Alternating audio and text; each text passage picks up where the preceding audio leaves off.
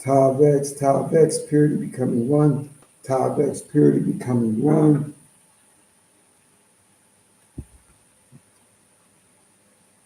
Hmm. Tau Vex, period becoming one.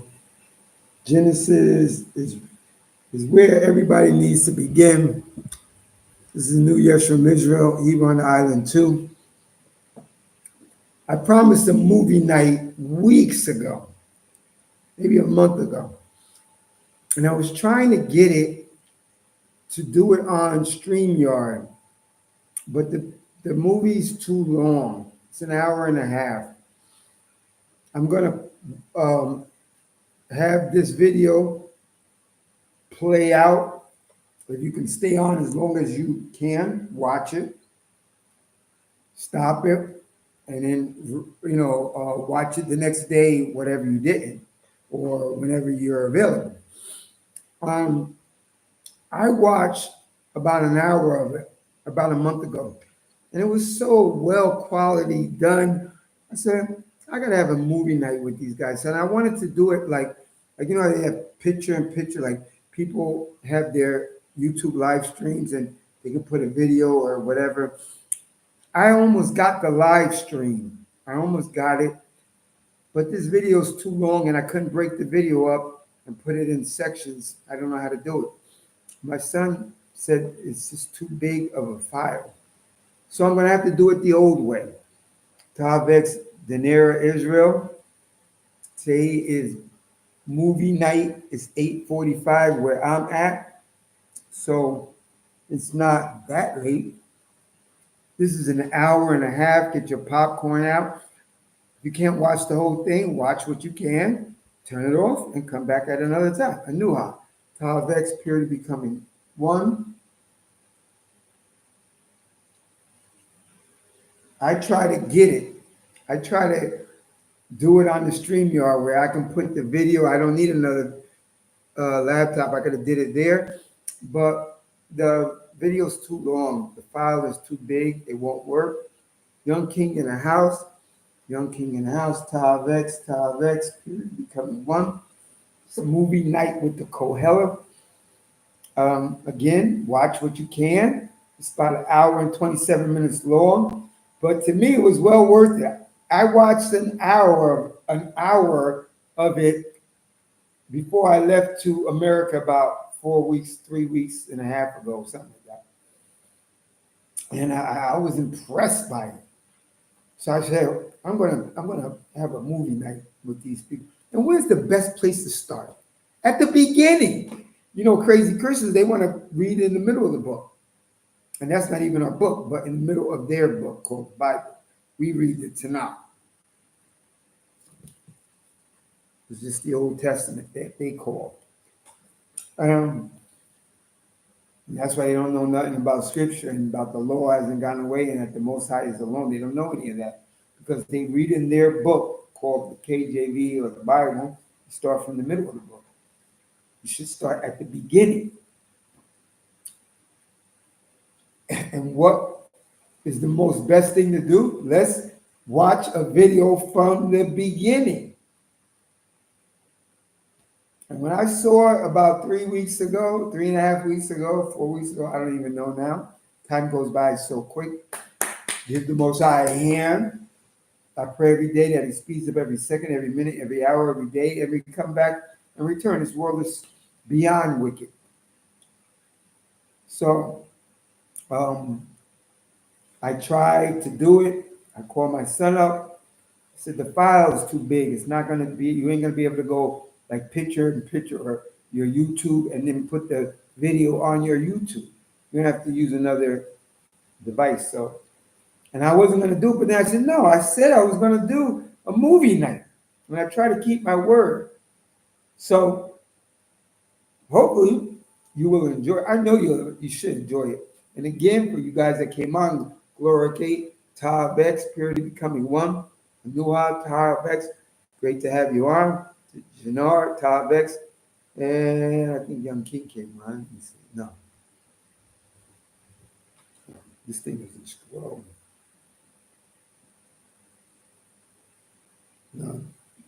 Yeah, young king.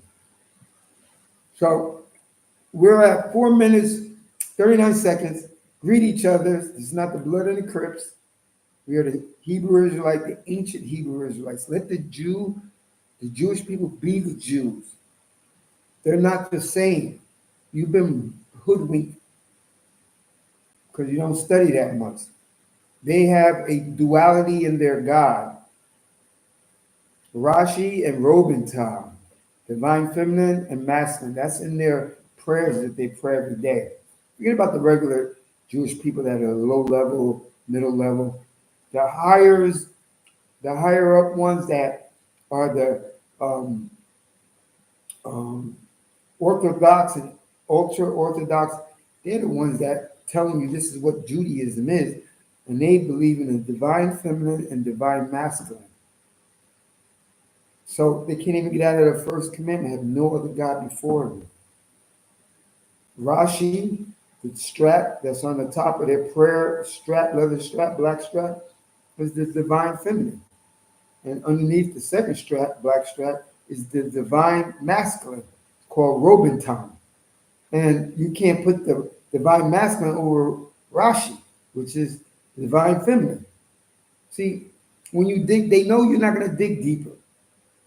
Let them be the Jews. Now they've been fighting for, yeah, you got the Messianics. Hey, where are the Jews? Here at Hebrew on the island too, just like I don't say shalom, because there's no peace in earth. I say tav X, purity becoming one, because that's the question that the Most High is going to ask all the Israelites at the end. Malachi 3, the Most High changes not. He said, is Israel capable of purity in Hosea chapter 8, the minor prophet? And apparently not, because you keep reading Hosea 8, he sends them back to captivity because they follow after the heathens and their fetishes and their gods. So there's no peace. I try to stick it in your thick coconut, tav, purity and becoming one. That's what he's looking for. That's what he's going to ask you. That's what he's going to see in your actions. I know some people say, we're not perfect. I'm not perfect either. Wisest man ever lived said there's not one man that does what is right, what is good, and that doesn't err. But I tell you here to strive to fear the Most High, keep His commandments, and strive for purity. I'm not perfect,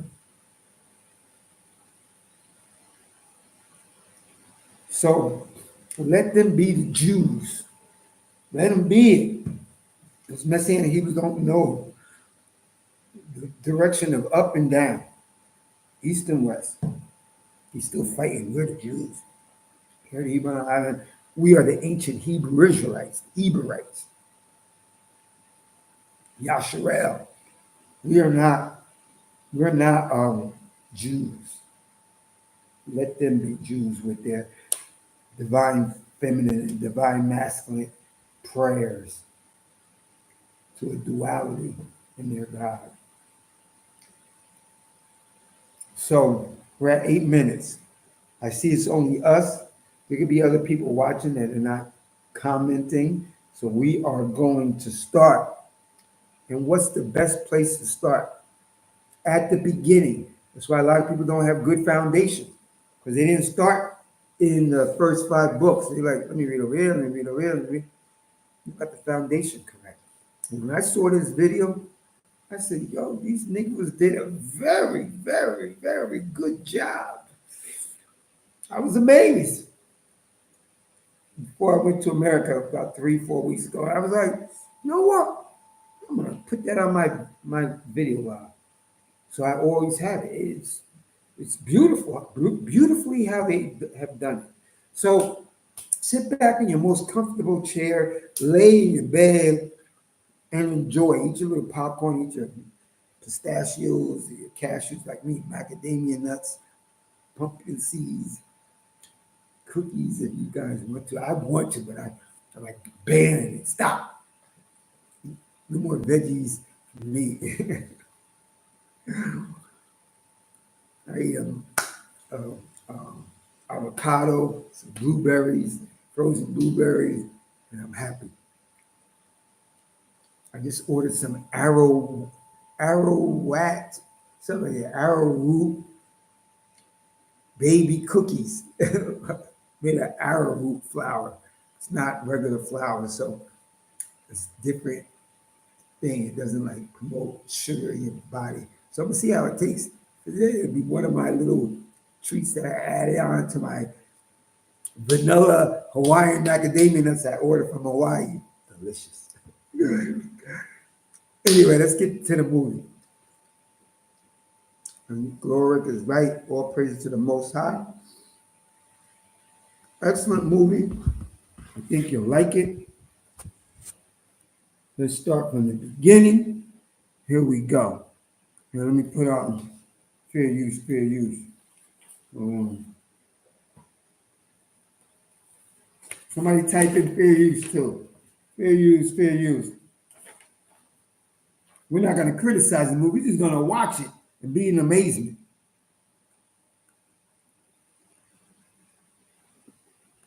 In the beginning, God created the heavens and the earth. The earth was barren with no form of life. It was under a roaring ocean covered with darkness, but the Spirit of God was moving over the water. The first day, God said, "I command light to shine," and light started shining. God looked at the light and saw that it was good. He separated light from darkness and named the light day, and the darkness night. Evening came, then morning. That was the first day. The second day, God said, "I command a dome to separate the water above it from the water below it," and that's what happened. God made the dome and named it sky. Evening came, then morning. That was the second day. The third day, God said, "I command the water under the sky to come together in one place, so there will be dry ground." And that's what happened. God named the dry ground land, and he named the water ocean.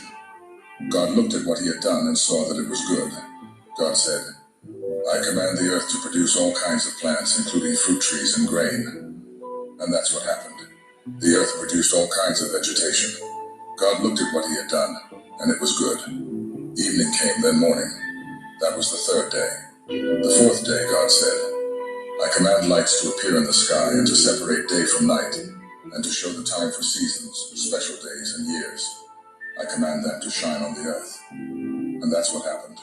God made two powerful lights, the brighter one to rule the day, and the other to rule the night. He also made the stars. Then God put these lights in the sky to shine on the earth, to rule day and night, and to separate light from darkness. God looked at what he had done, and it was good. Evening came, then morning. That was the fourth day. The fifth day, God said, "I command the ocean to be full of living creatures, and I command birds to fly above the earth." So God made the giant sea monsters and all the living creatures that swim in the ocean. He also made every kind of bird. God looked at what he had done, and it was good. Then he gave the living creatures his blessing. He told the ocean creatures to increase and live everywhere in the ocean, and the birds to increase everywhere on earth. Evening came, then morning. That was the fifth day. The sixth day, God said, "I command the earth to give life to all kinds of tame animals, wild animals, and reptiles." And that's what happened. God made every one of them. Then he looked at what he had done, and it was good. God said, "Now we will make humans, and they will be like us. We will let them rule the fish, the birds, and all other living creatures." So God created humans to be like himself. He made men and women. God gave them his blessing and said, "Have a lot of children. Fill the earth with people and bring it under your control. Rule over the fish in the ocean, the birds in the sky, and every animal on the earth. I have provided all kinds of fruit and grain for you to eat, and I have given the green plants as food for everything else that breathes, including animals, both wild and tame, and birds." And so it was. God looked at what he had done. All of it was very good. Evening came, then morning. That was the sixth day. So the heavens and the earth and everything else were created. By the seventh day, God had finished his work, and so he rested. God blessed the seventh day and made it special, because on that day he rested from his work. That's how God created the heavens and the earth. When the Lord God made the heavens and the earth, no grass or plants were growing anywhere. God had not yet sent any rain, and there was no one to work the land. But streams came up from the ground and watered the earth. The Lord God took some soil from the ground and made a man. God breathed life into the man, and the man started breathing. The Lord made a garden in a place called Eden, which was in the east, and he put the man there. The Lord God filled the garden with all kinds of beautiful trees and fruit trees. Two other trees were in the middle of the garden. One of these gave life. The other gave the wisdom to know the difference between right and wrong. From Eden, a river flowed out to water the garden. Then it divided into 4 rivers. The first one is the Pishon River that flows through the land of Havilah, where pure gold, rare perfumes, and precious stones are found. The second is the Gihon River that winds through Ethiopia. The Tigris River that flows east of Assyria is the third. And the fourth is the Euphrates River. The Lord God put the man in the Garden of Eden to take care of it and to look after it. But the Lord told him, "You may eat fruit from any tree in the garden, except the one that has the power to let you know the difference between right and wrong. If you eat any fruit from that tree, you will die before the day is over." The Lord God said, "It isn't good for the man to live alone. I will make a suitable partner for him." So the Lord took some soil and made animals and birds. He brought them to the man to see what names he would give each of them. Then the man named the tame animals and the birds and the wild animals. That's how they got their names. None of these was the right kind of partner for the man. So the Lord God made him fall into a deep sleep, and he took out one of the man's ribs. Then after closing the man's side, the Lord made a woman out of the rib. The Lord God brought her to the man, and the man exclaimed, "Here is someone like me. She is part of my body, my own flesh and bones. She came from me, a man. So I will name her woman." That's why a man will leave his own father and mother. He marries a woman, and the two of them become like one person. Although the man and his wife were both naked, they were not ashamed.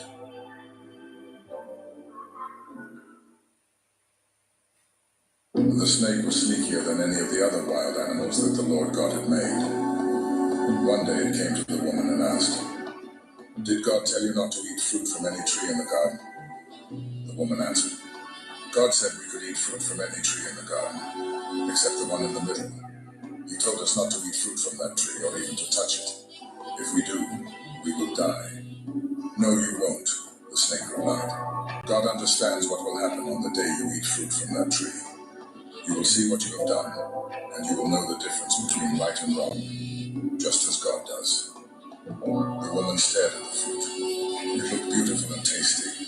She wanted the wisdom that it would give her, and she ate some of the fruit. Her husband was there with her, so she gave some to him, and he ate it too. At once they saw what they had done, and they realized they were naked. Then they sewed fig leaves together to cover themselves. Late in the afternoon, when the breeze began to blow, the man and woman heard the Lord God walking in the garden, so they hid behind some trees. The Lord God called out to the man and asked, "Where are you?" The man answered, "I was naked, and when I heard you walking through the garden, I was frightened and hid."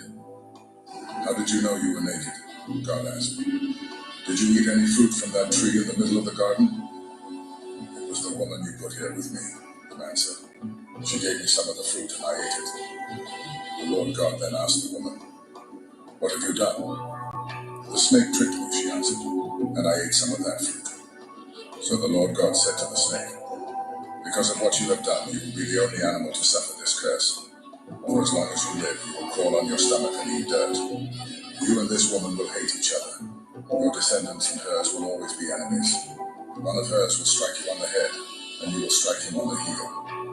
Then the Lord God said to the woman, "You will suffer terribly when you give birth, but you will still desire your husband, and he will rule over you." The Lord said to the man, "You listened to your wife and ate the fruit I told you not to eat, and so the ground will be under a curse because of what you did. As long as you live, you will have to struggle to grow enough food. Your food will be plants, but the ground will produce thorns and thistles. You will sweat all your life to earn a living. You were made out of soil, and you will once again turn into soil." The man Adam named his wife Eve because she would become the mother of all who live. Then the Lord God made clothes out of animal skins for the man and his wife. The Lord said, "They now know the difference between right and wrong, just as we do. But they must not be allowed to eat fruit from the tree that lets them live forever." So the Lord God sent them out of the Garden of Eden. where they would have to work the ground from which the man had been made. Then God put winged creatures at the entrance to the garden, and a flaming, flashing sword to guard the way to the life-giving tree. Adam and Eve had a son. Then Eve said, "I'll name him Cain because I got him with the help of the Lord." Later she had another son and named him Abel. Abel became a sheep farmer, but Cain farmed the land. One day Cain gave part of his harvest to the Lord, and Abel also gave an offering to the Lord. He killed the firstborn lamb from one of his sheep and gave the Lord the best parts of it. The Lord was pleased with Abel and his offering, but not with Cain and his offering. This made Cain so angry that he could not hide his feelings. The Lord said to Cain, "What's wrong with you? Why do you look so angry? If you had done the right thing, I would have accepted your offering. But you did the wrong thing, and now sin is waiting to attack you like a lion. Sin wants to destroy you, but don't let it." Cain said to his brother Abel, "Let's go for a walk." And when they were out in the field, Cain attacked and killed him. Afterwards the Lord asked Cain, "Where is Abel?" "How should I know?" he answered. "Am I supposed to look after my brother?" Then the Lord said, "Why have you done this terrible thing? You killed your own brother, and his blood flowed onto the ground. Now his blood is calling out for me to punish you, and so I'll put you under a curse. Because you killed Abel and made his blood run out on the ground, you will never be able to farm it again. When you try to farm the land, it won't produce anything for you. From now on, you'll be without a home, and you'll spend the rest of your life wandering from place to place." "This punishment is too hard," Cain said. "You're making me leave my home and live far from you. I will have to wander about without a home, and just anyone could kill me." "No," the Lord answered. "Anyone who kills you will be punished 7 times worse than I am punishing you." So the Lord put a mark on Cain to warn everyone not to kill him. But Cain had to go far from the Lord and live in the land of wandering, which is east of Eden. More and more people were born, until finally they spread all over the earth. Angels saw how beautiful the humans' daughters were, and they decided to take any daughters they wanted as their wives. Then the Lord said, "I won't let my life-giving breath remain in anyone forever. No one will live for more than 120 years. Whenever the angels would have sex with the humans' daughters, the women bore them children who became giants. They were called Nephilim, and lived on the earth at that time and even later. They were well known among people for being warriors. The Lord saw how bad the people on earth were, and that everything they thought and planned was evil. And he said, "I'm going to destroy every person on earth. I'll even wipe out animals, birds, and reptiles. I'm sorry I ever made them." But the Lord was pleased with Noah, and this is the story about him. Noah was the only person who lived right and obeyed God. He had 3 sons, Shem, Ham, and Japheth. They lived at a time when the world had become vile and corrupt. Violence was everywhere. God saw that the earth was in ruins, and he knew why. All people on earth except Noah had lived corrupt lives and ruined God's plans for them. He had to do something. So he told Noah, "I have decided to wipe out all the living creatures I have made because they are spreading violence throughout the earth. Watch. I will destroy them with the earth. I want you to build an ark. Build it out of cypress wood. Make rooms in the ark and cover it inside and outside with tar. Here's how you will do it. Build the ark 450 feet long, 75 feet wide, and 45 feet high. Put a roof on the ark and leave a gap of 18 inches below the roof line for air to circulate. Put the door of the ark in its side, and build it with lower, middle, and upper decks. I'm going to send a flood that will destroy everything that breathes. Nothing will be left alive. But I solemnly promise that you, your wife, your sons, and your daughters-in-law will be kept safe in the boat. Take into the boat with you a male and a female of every kind of animal and bird, as well as a male and a female of every reptile. I don't want them to be destroyed. Store up enough food both for yourself and for them." Noah did everything God told him to do.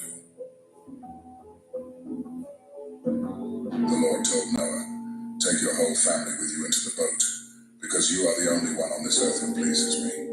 Take 7 pairs of every kind of animal that can be used for sacrifice, and 1 pair of all others. Also take 7 pairs of every kind of bird with you. Do this so there will always be animals and birds on the earth. 7 days from now I will send rain that will last for 40 days and nights, and I will destroy all other living creatures I have made." Noah was 600 years old when he went into the boat to escape the flood, and he did everything the Lord had told him to do. 7 days later, a flood began to cover the earth. The water under the earth started gushing out everywhere. The sky opened like windows, and rain poured down for 40 days and nights. All this began on the 17th day of the second month of the year. On that day, Noah and his wife went into the boat with their 3 sons, Shem, Ham, and Japheth, and their wives. They took along every kind of animal, tame and wild, including the birds. Noah took a male and a female of every living creature with him, just as God had told him to do. And when they were all in the boat, the Lord closed the door. For 40 days the rain poured down without stopping, and the water became deeper and deeper, until the boat started floating high above the ground. Finally, the mighty flood was so deep that even the highest mountain peaks were about 22 feet below the surface of the water. Not a bird, animal, reptile, or human was left alive anywhere on earth. The Lord destroyed everything that breathed. Nothing was left alive except Noah and the others in the boat. 150 days later, the water started going down. Noah was now 601 years old, and by the first day of that year, almost all the water had gone away. Noah made an opening in the roof of the boat and saw that the ground was getting dry. By the 27th day of the second month, the earth was completely dry. God said to Noah, "You, your wife, your sons, and your daughters-in-law may now leave the boat. Let out the birds, animals, and reptiles, so they can mate and live all over the earth." After Noah and his family had left the boat, the living creatures left in groups of their own kind. God said to Noah and his sons, "I'm going to make a solemn promise to you, and to everyone who will live after you. This includes the birds and the animals that came out of the boat. I promise every living creature that the earth and those living on it will never again be destroyed by a flood. The rainbow that I have put in the sky will be my sign to you, and to every living creature on earth. It will remind you that I will keep this promise forever. When I send clouds over the earth, and a rainbow appears in the sky, I will remember my promise to you and to all other living creatures. Never again will I let flood waters destroy all life. When I see the rainbow in the sky, I will always remember the promise that I have made to every living creature.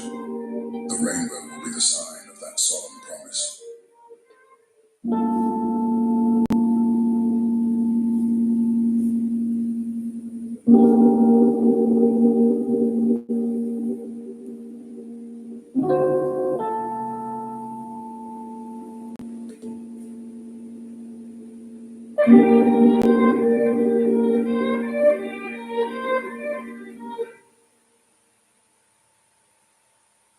The descendants of Noah established the first known cultures of the world. Humanity, speaking the same language, migrated eastward and settled in Babylonia. They decided to build a city with a tower that reached to the heavens as a symbol of their unity and strength. The people believed that by constructing this tower, they could make a name for themselves and prevent themselves from being scattered across the earth. The desire to settle in one place and build a city runs counter to God's command to spread out across the earth. They want to make their mark on the world rather than conform to God's plan for their lives. They want power and prestige. They want to ensure that they will not be scattered. That is, they want to choose their own destiny. God observed their actions and recognized their pride and defiance. Concerned that their unified efforts would lead to further rebellion and disobedience, God decided to intervene. He confounded their language, causing confusion among them. Suddenly, they could no longer understand each other's speech, and their communication broke down. This linguistic confusion resulted in chaos and frustration among the people. Unable to communicate effectively, they abandoned their construction project and scattered across the earth, as God had intended. In the ancient land of Ur lived a man named Abram.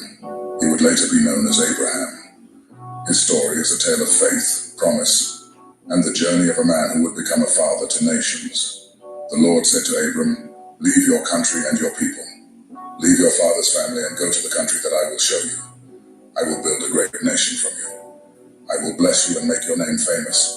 People will use your name to bless other people. I will bless those who bless you, and I will curse those who curse you. I will use you to bless all the people on earth."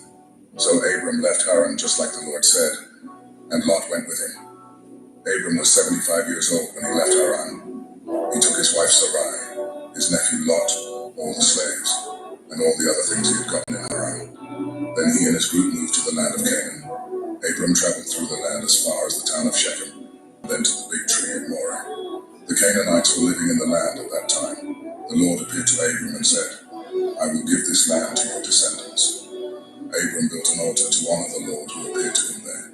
Abram traveled between Bethel and Ai, building an altar to worship the Lord as he continued his journey in the land of Canaan. During this time there was not enough food in the land, so Abram went down to Egypt to live. Just before they arrived in Egypt, Abram told Sarai, Look, I know that you are a very beautiful woman. When the Egyptian men see you, they will say, This woman is his wife. Then they will kill me and keep you alive because they want you. So tell them that you are my sister. Then they will be good to me because of you. In this way, you will save my life. So when Abram went into Egypt, the Egyptian men saw that Sarai was a very beautiful woman. Even some of Pharaoh's officials noticed her and told Pharaoh how beautiful she was. So they took her to Pharaoh's house. Pharaoh was kind to Abram because he thought Abram was Sarai's brother. He gave Abram sheep, cattle, donkeys, camels, and men and women servants. Pharaoh took Abram's wife. So the Lord caused Pharaoh and all the people in his house to have very bad diseases. Pharaoh called Abram and said to him, What have you done to me? Why didn't you tell me Sarai was your wife? Why did you make me believe she was your sister? Now I've married her. Take her and go. She's your wife. So the Pharaoh told his men to let Abram and Sarai take their possessions and leave Egypt. So Abram left Egypt. He traveled through the Negev with his wife and everything he owned. Lot was also with them. At this time, Abram was very rich. He had many animals and much silver and gold. Abram continued traveling around.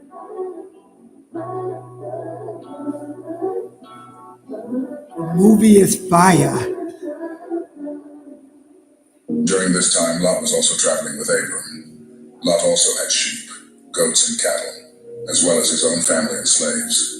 The land was no longer large enough to support both Abram and Lot living together as one household. They each had so many possessions that they just couldn't stay together any longer. The shepherds of Abram and Lot began to argue. Abram said to Lot, Let's not fight. I don't want there to be any animosity between you and me. After all, we're family, and our men shouldn't be fighting one another. It is time for us to go our separate ways. You choose your land. If you choose east, I'll go west. If you choose west, I'll go east. It's your call. Lot looked and saw the whole Jordan Valley. He saw that there was much water there. So Lot chose to live in the Jordan Valley.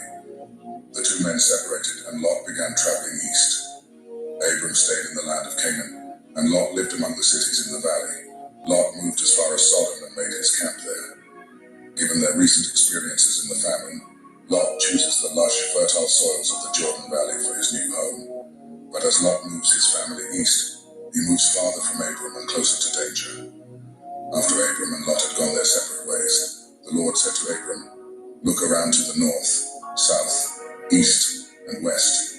I will give you and your family all the land you can see. It will be theirs forever. I will give you more descendants than there are specks of dust on the earth. And someday it will be easier to count those specks of dust than to count your descendants. Now walk back and forth across the land, because I'm going to give it to you. Abram took down his tents and went to live near the sacred trees of Mamre at Hebron, where he built an altar in honor of the Lord. After some time passed, 4 kings from the east fought against 5 kings from the Canaan region. The 4 kings defeated the 5 kings, and then took everything of value from Sodom and Gomorrah, including their food supplies.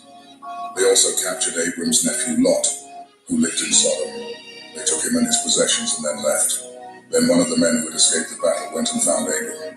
He told Abram what had happened. As soon as Abram heard that his nephew had been taken prisoner, he gathered a company of his most reliable and best trained men. There were 318 of them, all born in his household, and pursued the enemy as far north as Dan. When he caught up with them, Abram divided up his men, surrounded the enemy, and attacked them during the night. He and his soldiers crushed the invaders and pursued any survivors all the way to Hobah, north of Damascus. After the battle, Abram recovered all the spoils the enemy had taken and brought them back with him.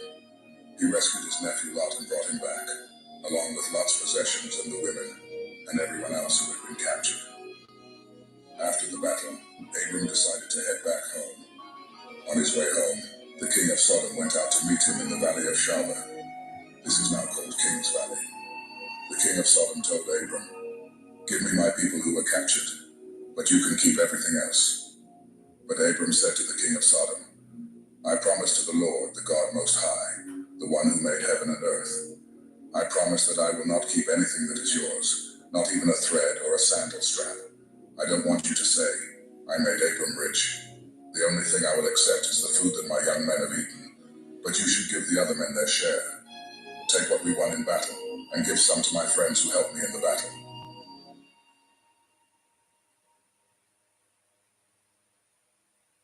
The Lord spoke to Abram in a vision. "Abram, don't be afraid. I will protect you and reward you greatly." But Abram answered, "Lord all-powerful, you have given me everything I could ask for except children. And when I die, Eliezer of Damascus will get all I own. You have not given me any children, and this servant of mine will inherit everything." The Lord replied, "No, he won't. You will have a son of your own, and everything you have will be his." Then the Lord took Abram outside and said, "Look at the sky and see if you can count the stars. That's how many descendants you will have." Abram believed the Lord, so the Lord was pleased with him and accepted him. To establish the covenant, God instructs Abraham to bring specific animals, and Abraham arranges them for a ritual. During this ritual, God foretells the future suffering and eventual return of Abraham's descendants to the land of Canaan, ultimately reaffirming his covenant with Abraham and promising the land as an inheritance for his descendants. Despite God's promise, years went by. Still, Abram's wife Sarai remained childless, but she did have an Egyptian servant girl whose name was Hagar. Sarai had an idea, so she approached her husband. "The Lord has not allowed me to have children, so sleep with my slave. Maybe she can have a son, and I will accept him as my own." Abram agreed, so after living 10 years in the land of Canaan, Sarai gave her Egyptian slave to Abram as a second wife. Abram slept with Hagar, and she became pregnant. When Hagar realized this, she became very proud and began to feel that she was better than Sarai, her owner. Sarai would not tolerate her servant looking down on her, so she approached Abram again and said, "This is all your fault. I allowed my servant girl to be intimate with you, and as soon as she saw she was pregnant with your child, she started behaving arrogantly and disrespectfully toward me. I have done nothing to deserve this. You have done me wrong, and you will have to answer to the Lord for this." Abram said, "All right, she's your slave. Do whatever you want with her." Then Sarai began treating Hagar so harshly that she finally ran away. Hagar stopped to rest at a spring in the desert on the road to Shur. While she was there, the angel of the Lord came to her and asked, "Hagar, where have you come from and where are you going?" Hagar said, "I'm running away from Sarai." The angel said, "Hagar, go back to Sarai and change your attitude. Be respectful and listen to her instructions. You're pregnant, and you need to go home." The angel of the Lord also said, "From you will come many people, too many people to count. You will have a son. You will name him Ishmael, because the Lord has heard that you were treated badly. Just to warn you though, Ishmael, your son, is going to be a wild and rowdy man. He'll put his fist in every face, and everyone will turn against him, and he will live at odds with all of his relatives." So Hagar returned home and gave birth to Abram's son. Abram named his son Ishmael. Abram was already 86 years old when Hagar gave birth to Ishmael.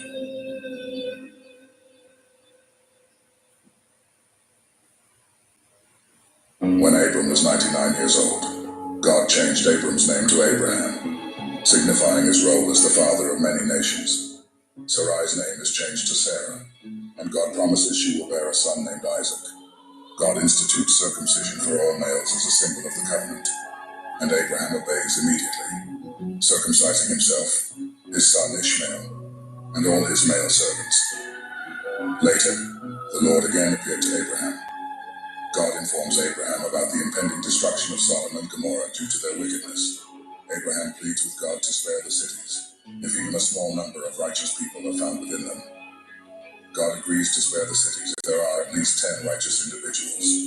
That evening, 2 angels came to the city of Sodom. Lot was sitting near the city gates and saw them. He got up and went to them. He bowed to show respect and said, "Sirs, please come to my house, and I will serve you. There you can wash your feet and stay the night. Then tomorrow you can continue your journey." The angels answered, "No, we will stay the night in the city square." But Lot persisted and urged them to come home with him and enjoy his hospitality. They agreed finally and came with Lot to his house. Lot prepared a huge meal for them, served with unleavened bread, and they ate until they were full. That evening, just before bedtime, men from every part of town came to Lot's house. They stood around the house and called to Lot. They said, "Where are the men who came with you to your house tonight? We saw them go in with you. Bring them out here. We want to have sex with them." Lot slipped out of the door to address the men, shutting it firmly behind him. Then he said, "Friends, please don't do such a terrible thing. I have 2 daughters who have never had sex. I'll bring them out and you can do what you want with them. But please don't do anything to these men. They are my guests. They deserve the protection of my home. Don't get in our way," the crowd answered. "You're a foreigner. What right do you have to order us around? We'll do worse things to you than we're going to do to them." The crowd kept arguing with Lot. Finally, they rushed toward the door to break it down. But the 2 angels in the house reached out and pulled Lot safely inside. Then the angels struck all of the men pressing at the door with blindness. So the men trying to get in the house could not find the door. The 2 men said to Lot, "Are there any other people from your family living in this city? Do you have any sons-in-law, sons, daughters, or any other people from your family here? If so, you should tell them to leave now. We are going to destroy this city. The Lord heard how evil this city is, so he sent us to destroy it."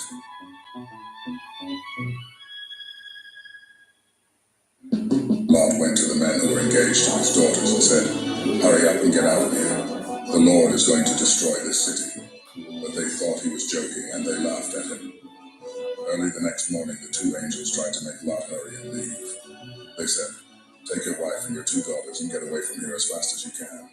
If you don't, every one of you will be killed when the Lord destroys the city." Lot answered, "There's a town near here called Zoar. It's only a small place, but my family and I will be safe if you let us go there." "All right, go there," he answered. "As a favor to you, I won't destroy the little city you're talking about. But hurry now. Escape there because I can't do anything until you arrive there safely." Lot and his family arrived in Zoar just as the sun was coming up, and the Lord began to destroy Sodom and Gomorrah.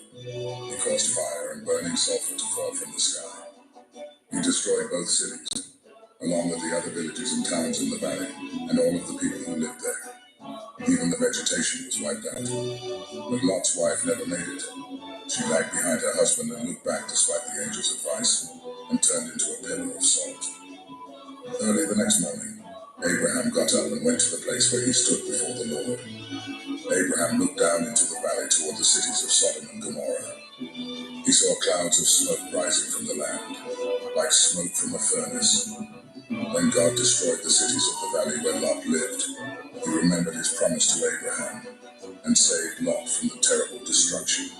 Lot was afraid to stay in Zoar, so he and his 2 daughters went to live in the mountains in a cave. One day the older daughter said to the younger, "Everywhere on the earth men and women marry and have a family, but our father is old, and there are no men around here to give us children. So let's get our father drunk with wine.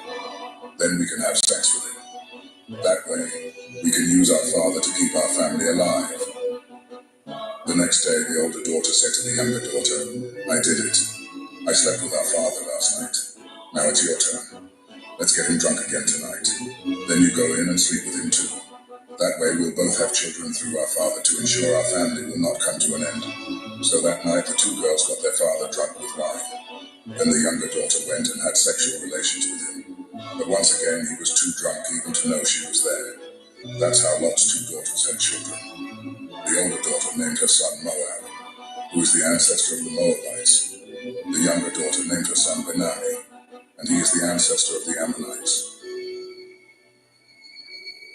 This movie is fire. After the destruction of Sodom and Gomorrah, Abraham moved to the southern desert, where he settled between Kadesh and Shur. Later he went to Gerar. Since he was living in Gerar as a foreigner, Abraham once again told everyone that his wife Sarah was his sister. So King Abimelech of Gerar had Sarah brought to him. But God came to Abimelech in a dream and said, "You have taken a married woman into your home, and for this you will die." Abimelech said to the Lord, "Don't kill me. I haven't slept with Sarah. Didn't they say they were brother and sister? I am completely innocent. Then God said to Abimelech in a dream, yes, I know that you are innocent, and that you did not know what you were doing. I saved you. I did not allow you to sin against me. I was the one who did not allow you to sleep with her. So give Abraham his wife again. He is a prophet. He will pray for you, and you will live. But if you don't give Sarah back to him, I promise that you will die, and all your family will die with you. So very early the next morning, Abimelech called all his servants and told them about the dream. The servants were very afraid. Then Abimelech called Abraham and said to him, why have you done this to us? What wrong did I do to you? Why did you lie and say that she was your sister? You brought great trouble to my kingdom. You should not have done this to me. What were you afraid of? Why did you do this to me? Abraham answered, I did it because I didn't think any of you respected God, and I was sure that someone would kill me to get my wife. Besides, she is my half-sister. We have the same father but different mothers. When God made us leave my father's home and stop wandering, I told her, if you really love me, then tell everyone that I am your brother. After Abimelech had given Abraham some sheep, cattle, and slaves, he sent Sarah back and told Abraham he could settle anywhere in his country. Then he said to Sarah, I have given your brother 1,000 pieces of silver as proof to everyone that you have done nothing wrong. Meanwhile, God had kept Abimelech's wife and slaves from having children. But Abraham prayed, and God let them start having children again. After living in Gerar for a year, Abraham and Sarah had a son, and they named him Isaac.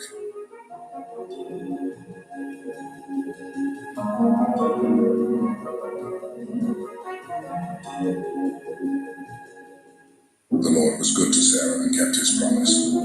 Although Abraham was very old, Sarah had a son exactly at the time God had said. Abraham named his son Isaac, and when the boy was 8 days old, Abraham circumcised him just as God had commanded. Abraham was 100 years old when his son Isaac was born. Sarah said, God has made me happy, and everyone who hears about this will be happy with me. No one thought that I, Sarah, would be able to have Abraham's child, but I have given Abraham a son even though he is old. Isaac continued to grow, and soon he was old enough to begin eating solid food. So Abraham threw a big party, but a damper was put on the day when Sarah saw Ishmael the son of Hagar, laughing and teasing her son. Sarah said to Abraham, get rid of that slave woman and her son. Send them away. When we die, our son Isaac will get everything we have. I don't want that slave woman's son sharing these things with my son Isaac. This upset Abraham very much.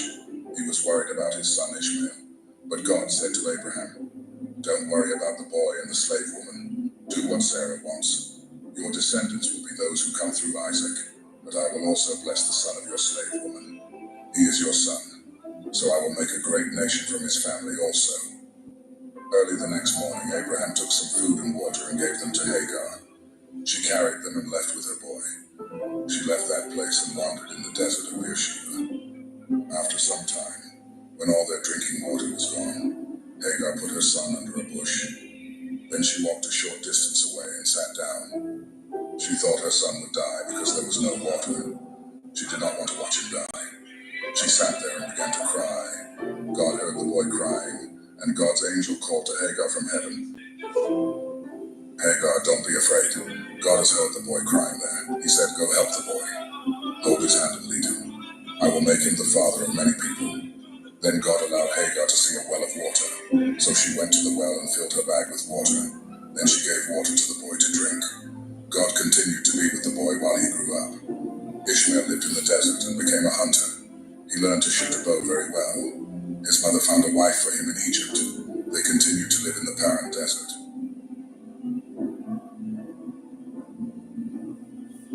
I told you this was fire. After a period of time, God decided to put Abraham to the test. Then God said, take your son, your only son Isaac, whom I know you love deeply, and go to the land of Moriah. When you get there, I want you to offer Isaac to me as a burnt offering on one of the mountains. I will show you which one. So Abraham got up early the next morning and chopped wood for the fire. He put a saddle on his donkey and set out with Isaac and 2 servants for the place where God had told him to go. After they traveled 3 days, Abraham looked up, and in the distance he saw the place where they were going. Then he said to his servants, "Stay here with the donkey. The boy and I will go to that place and worship. Then we will come back to you later." Abraham put the wood on Isaac's shoulder, but he carried the hot coals and the knife. As the two of them walked along, Isaac said, "Father, we have the coals and the wood, but where is the lamb for the sacrifice?" "My son," Abraham answered, "God will provide the lamb." The two of them walked on, and when they reached the place that God had told them about, Abraham built an altar and placed the wood on it. Next, he tied up his son and put him on the wood. Just as Abraham reached over to grab the knife that would kill his son, the angel of the Lord stopped him. The angel called from heaven and said, "Abraham, Abraham." "Here I am," he answered. "Don't hurt the boy or harm him in any way," the angel said. "Now I know that you truly obey God, because you were willing to offer him your only son." Abraham looked up and saw a ram caught by its horns in the bushes. So he took the ram and sacrificed it instead of his son. Abraham named that place, "The Lord will provide." Then Abraham returned to the place where he left his trusted servants. They traveled together, Abraham, Isaac, and his servants, back to Beersheba, where Abraham lived on for some time. Abraham's saga concludes with his wife Sarah passing away at the age of 127. At that time, Abraham's servant is sent to find a suitable wife for Isaac, who is 37 years old, leading to the meeting with Rebekah, who becomes Isaac's wife. Abraham remarried and had 6 sons with his new wife Keturah. Abraham died at the ripe old age of 175. His sons Isaac and Ishmael buried him beside his wife Sarah.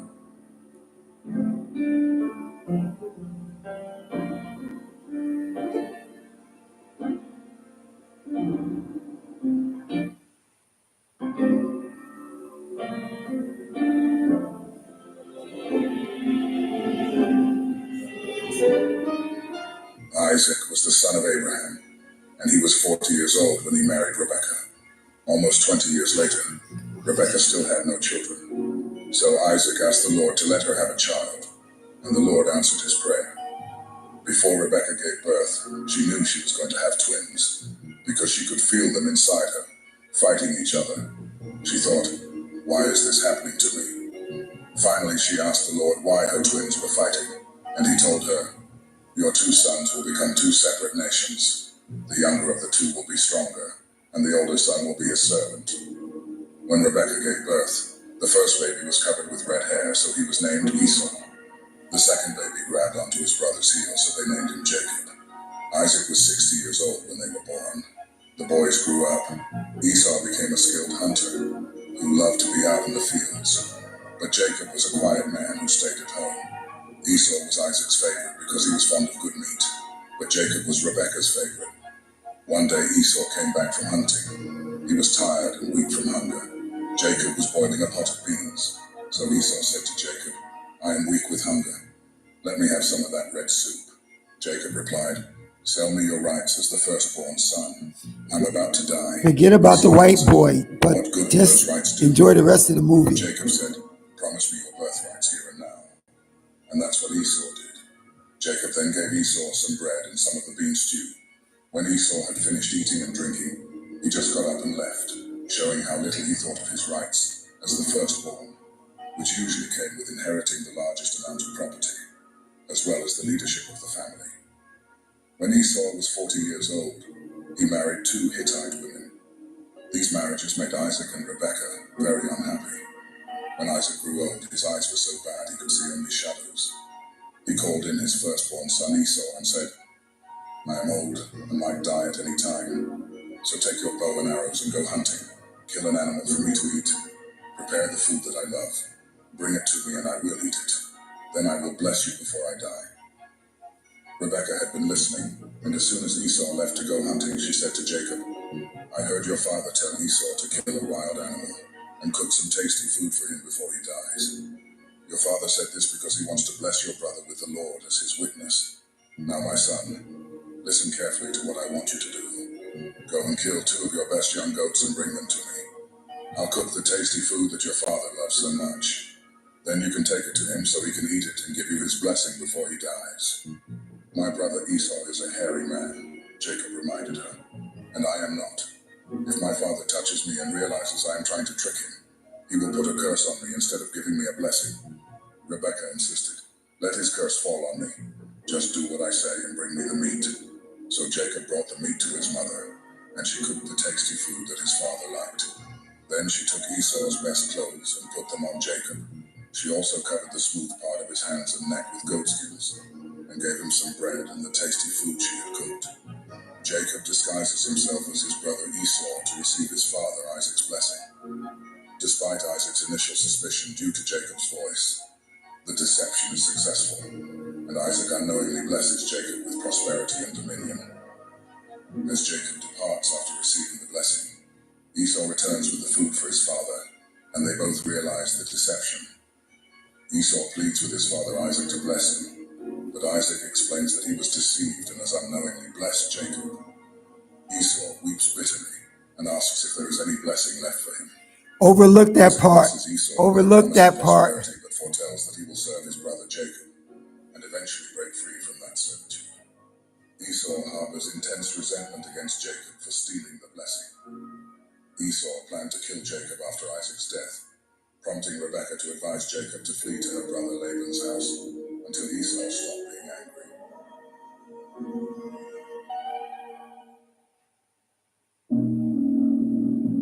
Isaac called in Jacob, then gave him a blessing and said, "Don't marry any of those Canaanite women. Go at once to your mother's father, Bethuel, in northern Syria, and choose a wife from one of the daughters of Laban, your mother's brother. I pray that God All-Powerful will bless you with many descendants, and let you become a great nation. May he bless you with the land he promised Abraham, so that you will take over this land, where we now live as foreigners." Isaac then sent Jacob to stay with Rebekah's brother Laban. On his journey, Jacob stops for the night, using a stone for a pillow. He dreams of a ladder connecting heaven and earth, with angels ascending and descending. God speaks to Jacob, reaffirming the covenant with his forefathers and promising him land, descendants, and blessings. Jacob wakes, surprised by the encounter, and consecrates the place, naming it Bethel. He vows to make God his own and, moved by the experience, continues his journey with newfound purpose and commitment. As Jacob arrives in Haran, he encounters shepherds at a well. He meets Rachel, Laban's daughter, and learns she's his relative. Jacob helps water Rachel's flock and is welcomed by Laban. When Laban heard the news about his sister's son Jacob, he ran to meet him. Laban hugged him and kissed him and brought him to his house. Jacob told Laban everything that had happened. Then Laban said, "This is wonderful. You are from my own family." So Jacob stayed with Laban for a month. One day Laban said to Jacob, "You are a relative of mine. It is not right for you to continue working for me without pay. What should I pay you?" Now Laban had two daughters. The older was Leah and the younger was Rachel. Leah was average at best, but Rachel was beautiful. Jacob loved Rachel, so he said to Laban, "I will work 7 years for you if you will allow me to marry your daughter Rachel." Laban said, "It would be better for her to marry you than someone else, so stay with me." So Jacob stayed and worked for Laban for 7 years. But it seemed like a very short time because he loved Rachel very much. After 7 years, Jacob said to Laban, "Give me Rachel so that I can marry her. My time of work for you is finished." So Laban gave a party for all the people in that place. That night, Laban brought his daughter Leah to Jacob. Jacob and Leah had sexual relations together. In the morning, Jacob saw that it was Leah he had slept with, and he said to Laban, "You have tricked me. I worked hard for you so that I could marry Rachel. Why did you trick me?" Laban said, "In our country, we don't allow the younger daughter to marry before the older daughter. Continue for the full week of the marriage ceremony, and I will also give you Rachel to marry, but you must serve me another 7 years." So Jacob did this and finished the week. Then Laban gave him his daughter Rachel as a wife, and Jacob loved Rachel more than Leah. Jacob worked for Laban for another 7 years.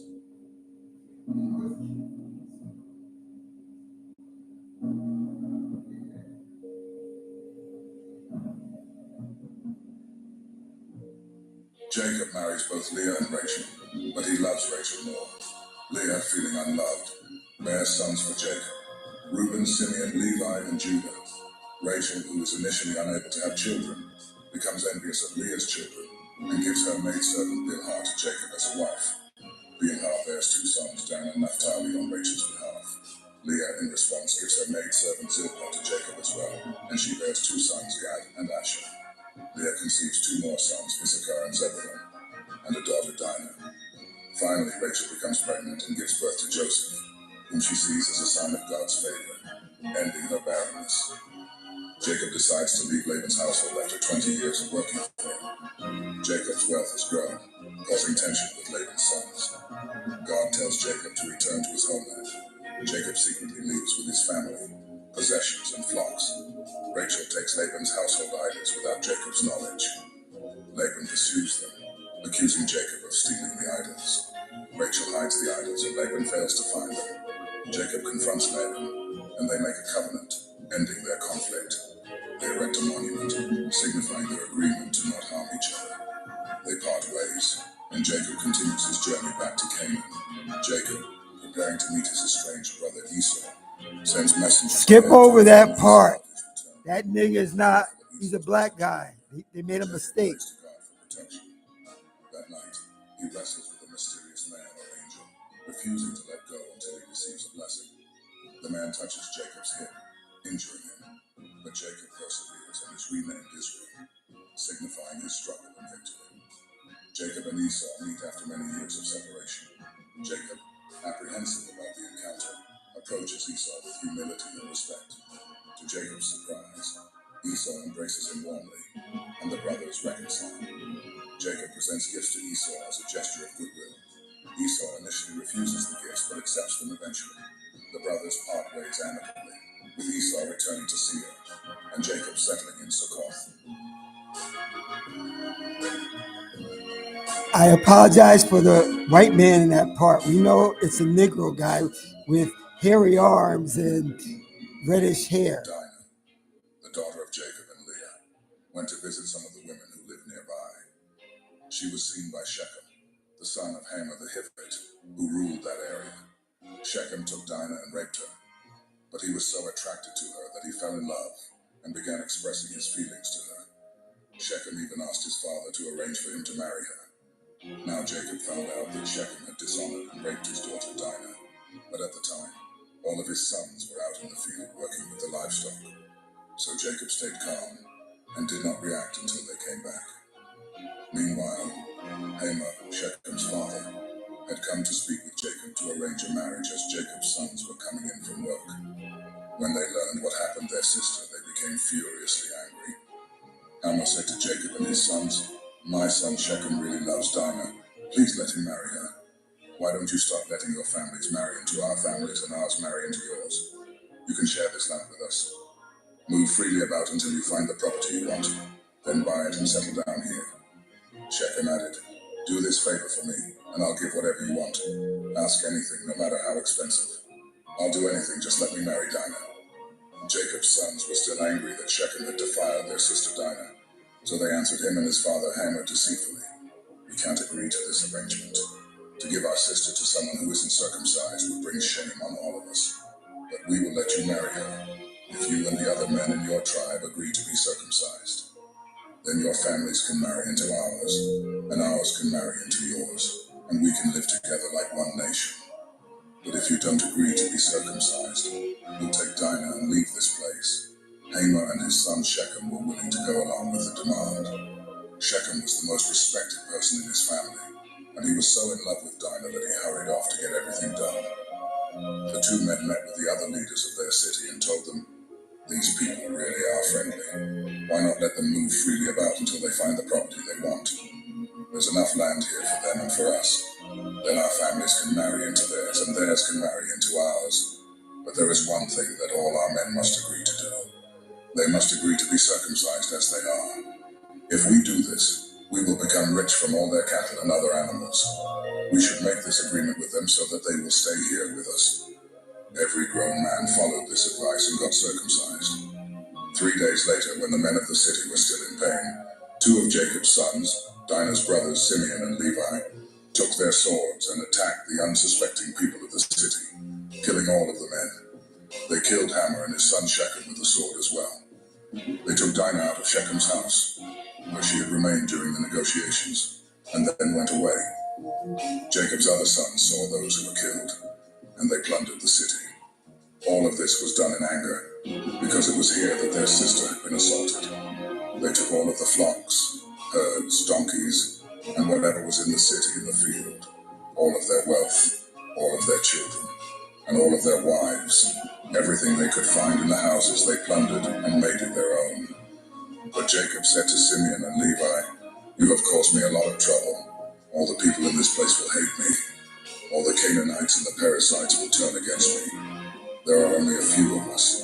If the people in this place gather together to fight against us, I will be destroyed, and all our people will be destroyed with me." But the brothers said, "Should we let these people treat our sister like a prostitute? They were wrong to do that to our sister."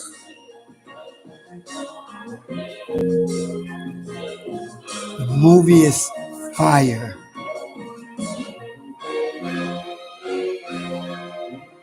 Jacob's return to Bethel, a place significant to him because of previous encounters with God. Following the distressing events after Dinah's incident in Shechem, God instructs Jacob to return to Bethel and build an altar there. Jacob commands his household to rid themselves of foreign gods and purify themselves, emphasizing their commitment to God. As they journey, a sense of fear falls upon the surrounding cities, and God protects Jacob and his people. During their travels, Rachel, Jacob's beloved wife, goes into labor and delivers her second son, Benjamin. Sadly, Rachel dies during childbirth and is buried near Bethlehem. Jacob erects a pillar at Rachel's grave as a lasting memorial. Reaching Bethel, Jacob builds an altar and God blesses him, reaffirming his name as Israel, reiterating the covenant of numerous descendants, and the possession of the land. In the midst of this, Jacob's oldest son, Reuben, slept with Bilhah, who was one of Jacob's other wives. This act violates familial honor and results in Reuben losing his rights as the firstborn. Jacob went to his father Isaac at Hebron, where Isaac's father Abraham had lived as a foreigner. Isaac died at the ripe old age of 180, and then his sons Esau and Jacob buried him.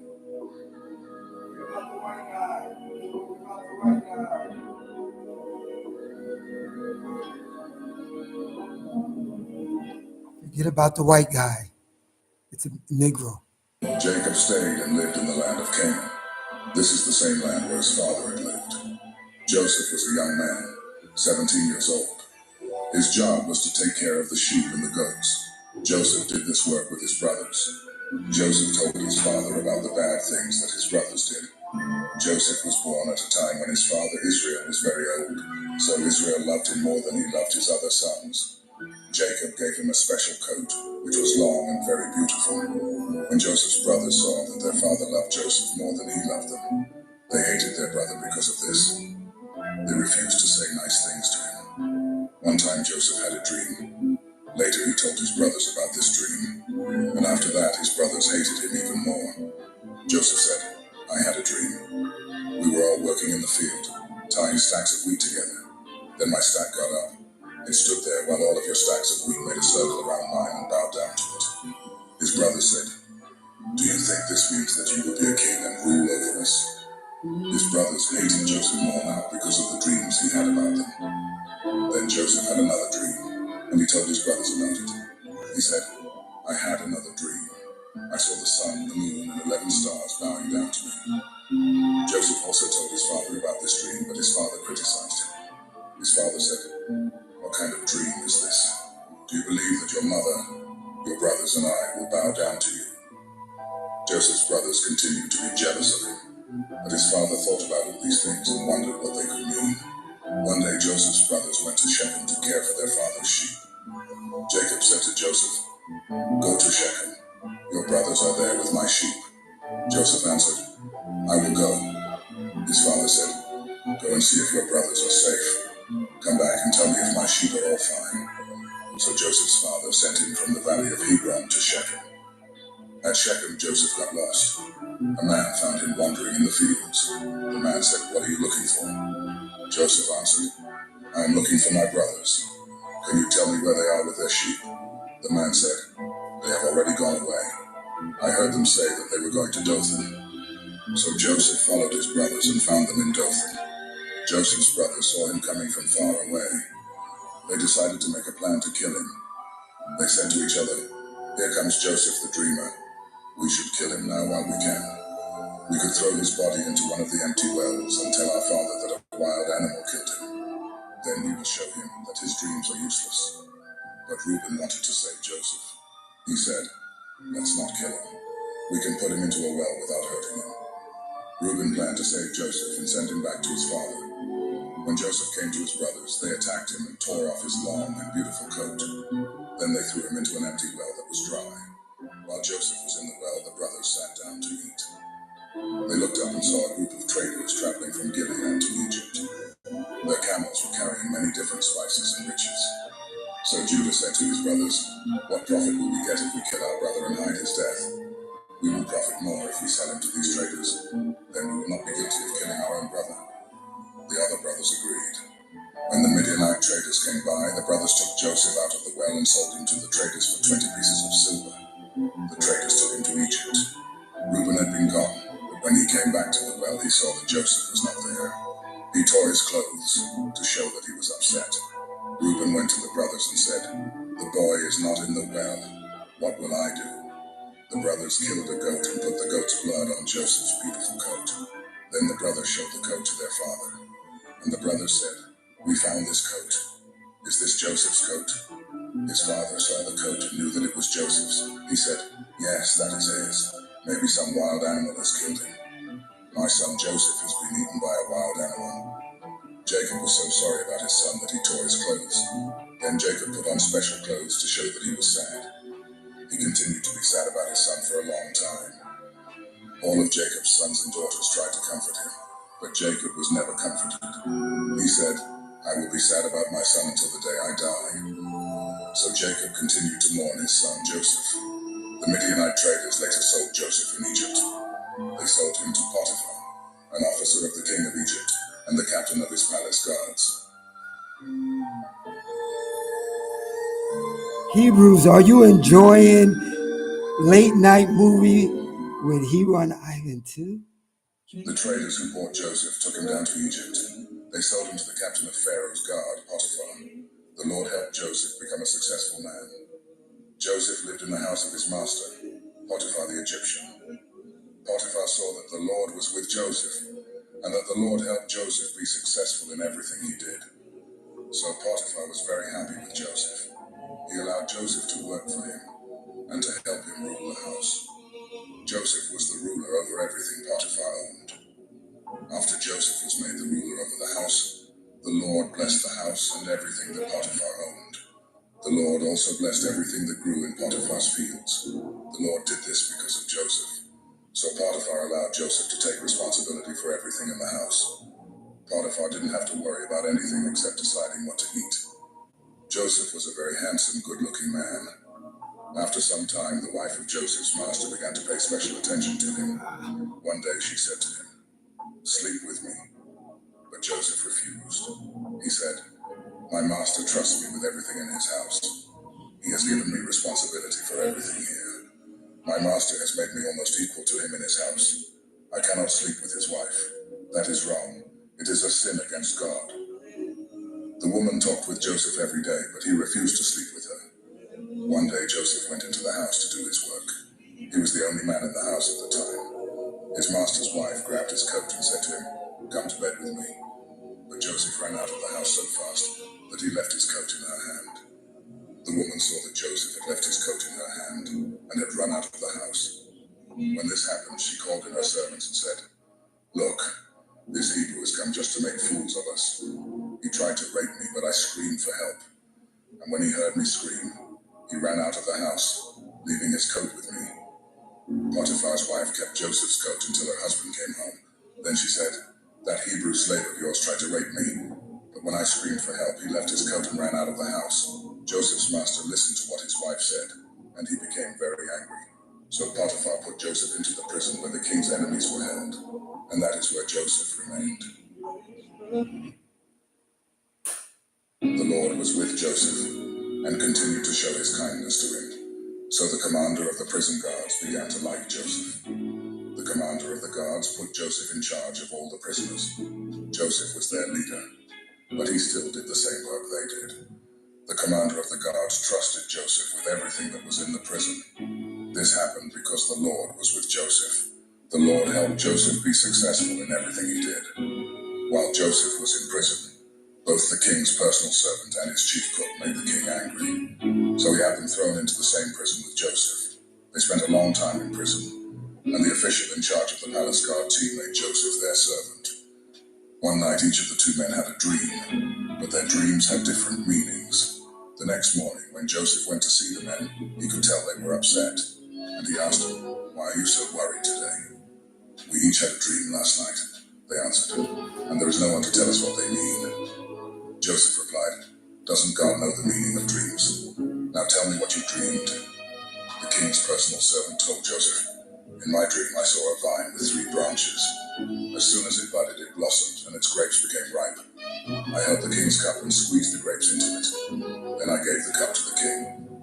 Joseph said, "This is the meaning of your dream. The 3 branches stand for 3 days, and in 3 days the king will pardon you. He will make you his personal servant again, and you will serve him his wine, just as you used to do. But when these good things happen, please don't forget to tell the king about me, so I can get out of this place. I was kidnapped from the land of the Hebrews, and here in Egypt I haven't done anything to deserve being thrown in jail." When the chief cook saw that Joseph had given a good meaning to the dream, he told Joseph, "I also had a dream. In it I was carrying 3 bread baskets stacked on top of my head. The top basket was full of all kinds of baked things for the king, but birds were eating them." Joseph said, "This is the meaning of your dream. The 3 baskets are 3 days, and in 3 days the king will cut off your head. He will hang your body on a pole, and birds will come and peck at it." 3 days later, while the king was celebrating his birthday with a dinner for his officials, he sent for his personal servant and the chief cook. He put the personal servant back in his old job and had the cook put to death. Everything happened just as Joseph had said it would, but the king's personal servant completely forgot about Joseph. 2 years later, the king of Egypt dreamed he was standing beside the Nile River. Suddenly, 7 fat, healthy cows came up from the river and started eating grass along the bank. Then 7 ugly, skinny cows came up out of the river and ate the fat, healthy cows. When this happened, the king woke up. The king went back to sleep and had another dream. This time 7 full heads of grain were growing on a single stalk. Later 7 other heads of grain appeared, but they were thin and scorched by a wind from the desert. The thin heads of grain swallowed the 7 full heads. Again the king woke up, and it had only been a dream. The next morning the king was upset, so he called in his magicians and wise men and told them what he had dreamed. None of them could tell him what the dreams meant. The king's personal servant said, "Now I remember what I was supposed to do. When you were angry with me and your chief cook, you threw us both in jail in the house of the captain of the guard. One night we both had dreams, and each dream had a different meaning. A young Hebrew, who was a servant of the captain of the guard, was there with us at the time. When we told him our dreams, he explained what each of them meant, and everything happened just as he said it would. I got my job back and the cook was put to death. The king sent for Joseph, who was quickly brought out of jail. He shaved, changed his clothes, and went to the king. The king said to him, "I had a dream, yet no one can explain what it means. I am told that you can interpret dreams." "Your Majesty," Joseph answered, "I can't do it myself, but God can give a good meaning to your dreams." The king told Joseph about his 2 dreams. Joseph replied, "Your Majesty, both of your dreams mean the same thing, and in them, God has shown what he is going to do. The 7 good cows stand for 7 years, and so do the 7 good heads of grain. The 7 skinny, ugly cows that came up later also stand for 7 years, as do the 7 bad heads of grain that were scorched by the desert wind. The dreams mean there will be 7 years when there won't be enough grain. It is just as I said, God has shown what he intends to do. For 7 years, Egypt will have more than enough grain, but that will be followed by 7 years when there won't be enough. The good years of plenty will be forgotten, and everywhere in Egypt people will be starving. The famine will be so bad that no one will remember that once there had been plenty. God has given you 2 dreams to let you know that he has definitely decided to do this, and that he will do it soon. Your Majesty, you should find someone who is wise and will know what to do, so that you can put him in charge of all Egypt."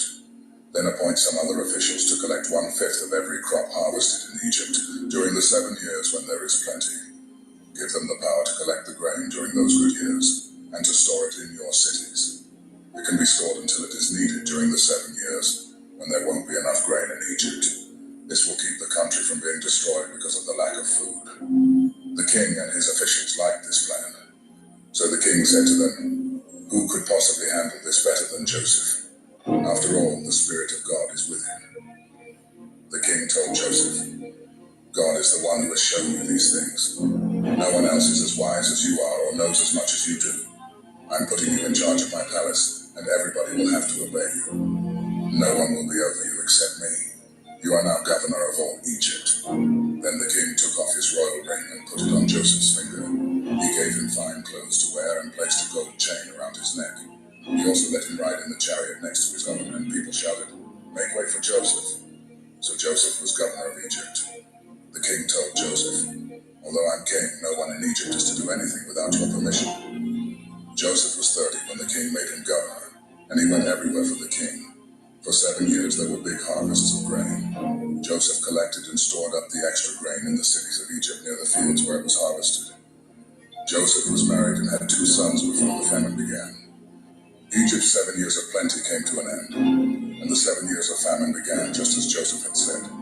There was not enough food in other countries, but all over Egypt there was plenty.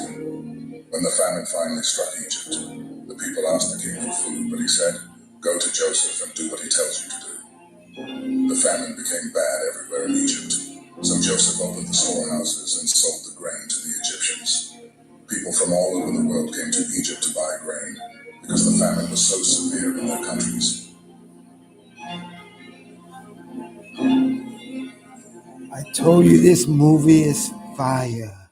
When Jacob found out there was grain in Egypt, he said to his sons, "Why are you just sitting here staring at one another? I have heard there is grain in Egypt. Go down and buy some so we won't starve to death." 10 of Joseph's brothers went to Egypt to buy grain, but Jacob did not send Joseph's younger brother Benjamin with them. He was afraid that something might happen to him. So Jacob's sons joined others from Canaan who were going to Egypt because of the terrible famine. Since Joseph was governor of Egypt and in charge of selling grain, his brothers came to him and bowed with their faces to the ground. They did not recognize Joseph, but at once he knew who they were, though he pretended not to know. Instead, he spoke harshly and asked, "Where do you come from?" "From the land of Canaan," they answered. "We've come here to buy grain." Joseph remembered what he had dreamed about them and said, "You're spies. You've come here to find out where our country is weak." "No, sir," they replied. "We're your servants, and we've only come to buy grain. We're honest men and we come from the same family. We're not spies." "That isn't so," Joseph insisted. "You've come here to find out where our country is weak." But they explained, "Sir, we come from a family of 12 brothers. The youngest is still with our father in Canaan, and one of our brothers is dead." Joseph replied, "It's like I said. You're spies, and I'm going to find out the truth. I swear by the life of the king that you won't leave this place until your youngest brother comes here. Choose one of you to go after your brother, while the rest of you stay here in jail. That will show whether you are telling the truth. But if you are lying, I swear by the life of the king that you are spies." Joseph kept them all in jail for 3 days before saying to them, "Since I respect God, I'll give you a chance to save your lives. If you are honest men, one of you must stay here in jail, and the rest of you can take the grain back to your starving families. But you must bring your youngest brother to me. Then I'll know that you are telling the truth, and you won't be put to death." Joseph's brothers agreed and said to one another, "We're being punished because of Joseph. We saw the trouble he was in, but we refused to help him when he begged us. That's why these terrible things are happening." Reuben spoke up. "Didn't I tell you not to harm the boy? But you wouldn't listen, and now we have to pay the price for killing him." They did not know that Joseph could understand them, since he was speaking through an interpreter.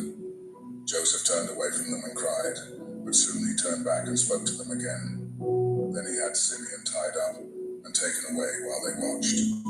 Joseph gave orders for his brothers' grain sacks to be filled with grain, and for their money to be put in their sacks. He also gave orders for them to be given food for their journey home. After this was done, They each loaded the grain on their donkeys and left.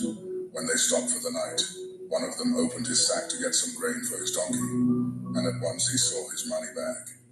"Here's my money," he told his brothers, "right here in my sack." They were trembling with fear as they stared at one another and asked themselves, "What has God done to us?" When they returned to the land of Canaan, they told their father Jacob everything that had happened to them. When the brothers started emptying their sacks of grain, they found their money bags in them. They were frightened, and so was their father Jacob, who said, "You have already taken my sons Joseph and Simeon from me, and now you want to take away Benjamin. Everything is against me." Reuben spoke up, "Father, if I don't bring Benjamin back, you can kill both of my sons. Trust me with him, and I'll bring him back."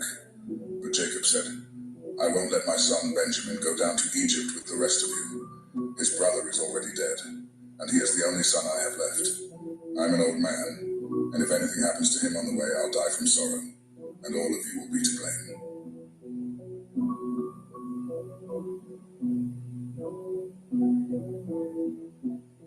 The famine in Canaan got worse, until finally, Jacob's family had eaten all the grain they had bought in Egypt.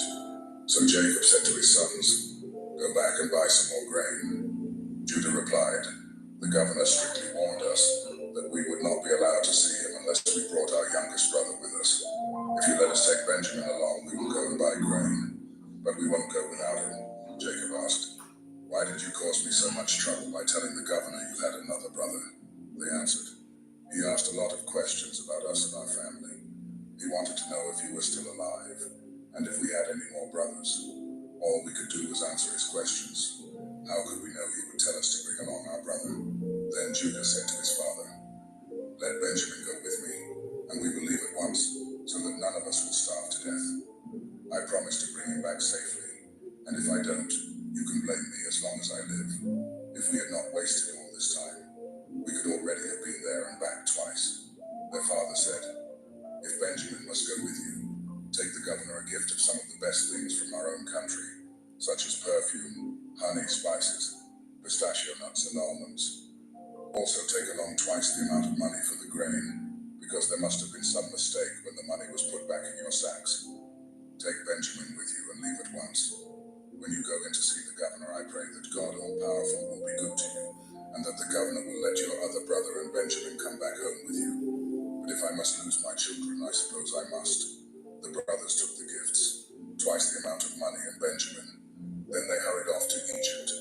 When they stood in front of Joseph, he saw Benjamin and told the servant in charge of his house, "Take these men to my house, slaughter an animal and cook it, so they can eat with me at noon." The servant did as he was told and took the brothers to Joseph's house.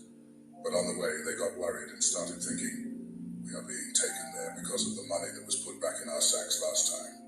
He will arrest us, make us his slaves, and take our donkeys."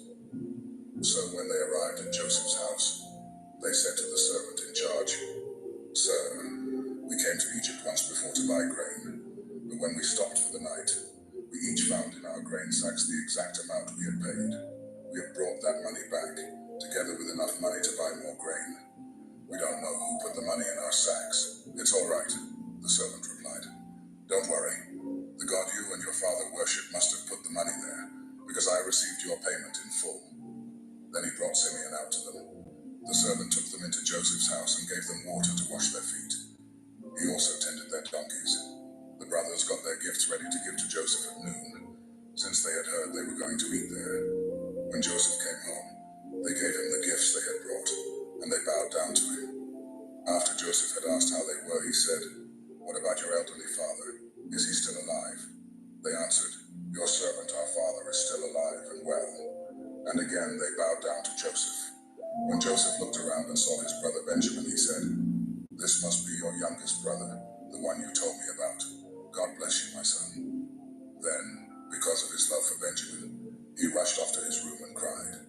After washing his face and returning, he was able to control himself and said, "Serve the meal." Joseph was served at a table by himself, and his brothers were served at another.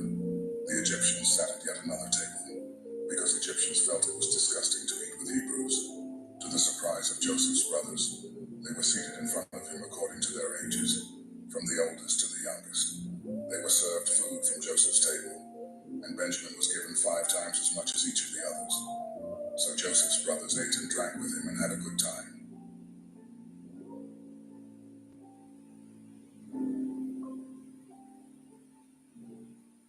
Joseph told the servant in charge of his house, "Fill the men's grain sacks with as much as they can hold, and put their money in the sacks.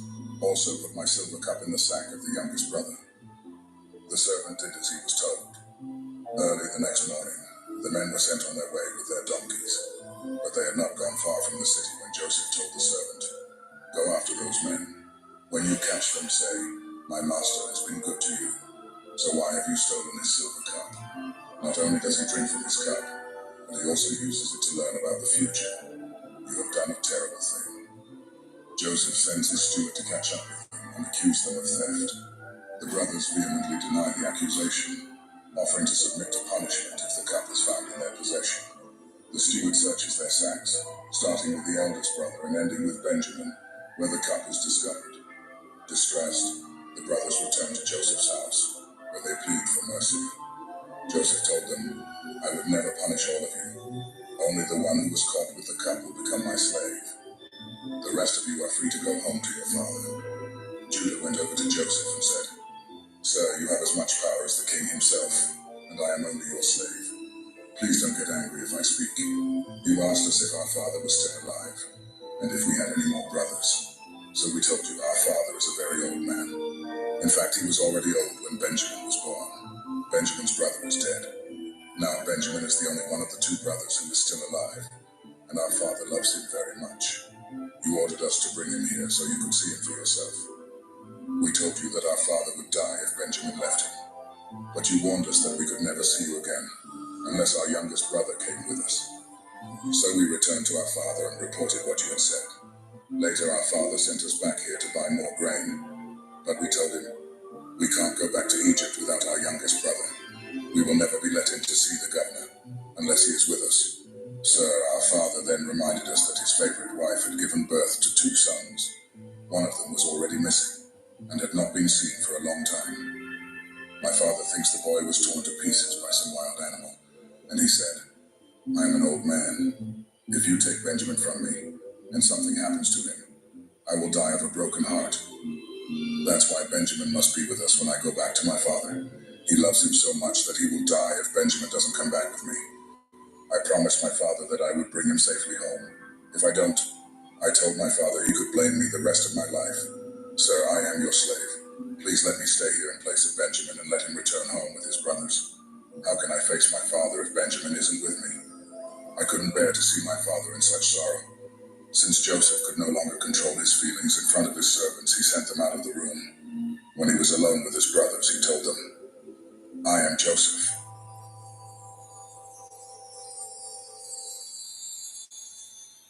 Since Joseph could no longer control his feelings in front of his servants, he sent them out of the room. When he was alone with his brothers, he told them, "I am Joseph." Then he cried so loudly that the Egyptians heard him and told about it in the king's palace. Joseph asked his brothers if his father was still alive, but they were too frightened to answer. Joseph told them to come closer to him, and when they did, he said, "Yes, I am your brother Joseph, the one you sold into Egypt. Don't worry or blame yourselves for what you did. God is the one who sent me ahead of you to save lives. There has already been a famine for 2 years, and for 5 more years no one will plow fields or harvest grain. But God sent me on ahead of you to keep your families alive, and to save you in this wonderful way. After all, you weren't really the ones who sent me here, it was God. He made me the highest official in the king's court, and placed me over all Egypt.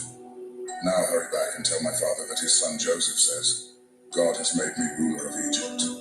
Come here as quickly as you can. You will live near me in the region of Goshen with your children and grandchildren, as well as with your sheep, goats, cattle, and everything else you own. I will take care of you there during the next 5 years of famine.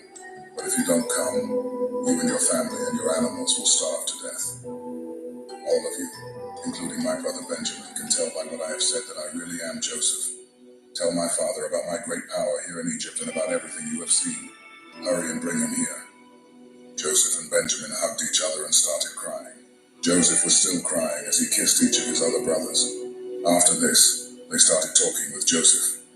When it was told in the palace that Joseph's brothers had come, the king and his officials were happy. So the king said to Joseph, "Tell your brothers to load their donkeys and return to Canaan. Tell them to bring their father and their families here." I will give them the best land in Egypt, and they can eat and enjoy everything that grows there. Also tell your brothers to take some wagons from Egypt for their wives and children to ride in, and be sure they bring their father. They can leave their possessions behind, because they will be given the best of everything in Egypt. Jacob's sons agreed to do what the king had said, and Joseph gave them wagons and food for their trip home, just as the king had ordered. Joseph gave some new clothes to each of his brothers, but to Benjamin he gave 5 new outfits and 300 pieces of silver. To his father he sent 10 donkeys loaded with the best things in Egypt, and 10 other donkeys loaded with grain and bread and other food for the return trip. Then he sent his brothers off and told them, "Don't argue on the way home." Joseph's brothers left Egypt, and when they arrived in Canaan, they told their father that Joseph was still alive and was the ruler of Egypt. But their father was so surprised that he could not believe them. Then they told him everything Joseph had said. When he saw the wagons Joseph had sent, he felt much better and said, "Now I can believe you. My son Joseph must really be alive, and I will get to see him before I die." Jacob and his family journey to Egypt. God reassures Jacob in a vision, and Jacob offers sacrifices in gratitude. In Egypt, Joseph prepares to meet his father, and they have an emotional reunion. Joseph presents his family to Pharaoh, and they settle in the land of Goshen. The famine worsens, and Joseph manages Egypt's resources wisely, buying all the land and people for Pharaoh, except for the priests. He ensures that the people have food during the famine. Jacob blesses Joseph's sons, Ephraim and Manasseh, elevating them to equal status with his own sons. Jacob prophesies about their future greatness. Jacob blesses his 12 sons, speaking prophetically about their futures. He foretells Judah's leadership role and mentions men from Judah's family will be kings, and this kingship will not leave his family until the Messiah comes. Jacob dies, and Joseph mourns deeply for him. Joseph receives permission from Pharaoh to bury Jacob in Canaan, fulfilling Jacob's final request. After Jacob died, Joseph's brothers were worried. They were afraid that Joseph would still be mad at them for what they had done years before. But Joseph reassured his brothers of his forgiveness once more, and he lives to see his descendants grow in Egypt before he dies at the age of 110. Joseph is embalmed and placed in a coffin in Egypt, setting the stage for the eventual exodus of the Israelites.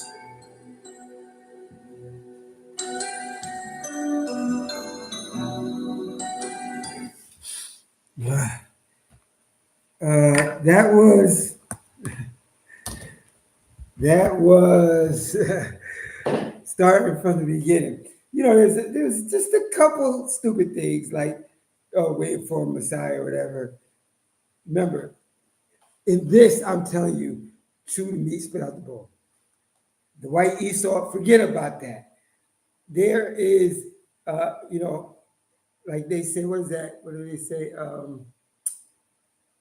Red bones, like women, nigger women, red bones. There's red bone men, and they got hair on. Oh, that's Esau. But what I wanted you to witness from that was it was very well done. I gotta give credit where credit is due. Outside of those little it was done good. And basically it was on point except for like one little Esau guy and the ending part, side part, forget about that. But it portrayed it. It gave, I don't know, it gave me like a different depth into the first book in the Torah, which is called Genesis, Bereshit, or whatever, however you say it in the Hebrew. But anyway, it's late. I hopefully you enjoyed this late night movie night with a new Yeshua Israel, the Koheleth at Hebron Island 2. I did. I don't think there is any comments. Let me read. This is only the second time that I actually caught one of your lives video. I watched the entire AI Bible series so far. Currently, the AI Bible series is showing the Exodus episode. All right, I didn't watch that. Esau was not white. He was ruddy, and ruddy is brown. That's why I said just forget about that part. But outside of that, it is pretty good, pretty entertaining. King David was also described as being ruddy. Of course, ruddy means brown. Just look up ruddy ducks, ruddy frogs, ruddy horses, ruddy cows. I did a video on that on my thing. That's a reddish brown tinge. That's all. Remember, AI is lying because guess what? AI is programmed by the demon cave beast. So, they want to insert themselves in their pale color into things, and it's not there. So just forget about that part. But outside of that, it was excellent. And I don't know, Dwayne says they're doing the Exodus part. So I got to find that because that's pretty good. I want to see that whenever it comes out. If uh, Dwayne did it come out the Exodus part? Because I would like to see it. Very entertaining. Listen, son of Yah, that was awesome. Outside of them two little mistakes, well, if they would have made a new Yeshua Israel, the director of that Genesis, we wouldn't have had that white Esau in there, and we wouldn't have had that key to the Messiah. We would have had King David's coming. But they didn't pick little old me with my little small YouTube channel called Hebrew on the Island too. I would have did it a little bit better than that. But outside of that, it was still awesome. I'm going to give it credit. Yes, it is out right now on AI Bible series. I'm gonna look that up. That's good. Great. And you know what I'm gonna do? I'm gonna find it. I guess I'm gonna go at the bottom of that here, and if it's there, I'm gonna watch it first. I didn't watch all of this. I watched most of it, the ending part with you guys, because I watched some of it prior, and I'm gonna watch it. And guess what? I'm gonna put it on my channel because some people don't know about it. I didn't know about it. Probably most of the people outside of Dwayne Beckford didn't see it. Maybe somebody else see it, but not many. I don't think saw it. People seen it, but not a lot of people seen it, and it's such good stuff. I guess so. We'll have an Exodus movie night again. So anyway, this is the new Yeshua Israel. Thank you for coming to movie night with a new Yeshua Israel. It's 10:25 p.m. here, so it's still pretty decent. We went an hour and 41 seconds. This is the new Yeshua Israel at Hebrew on the Island too. Until next time. And I think we're going to have another movie night.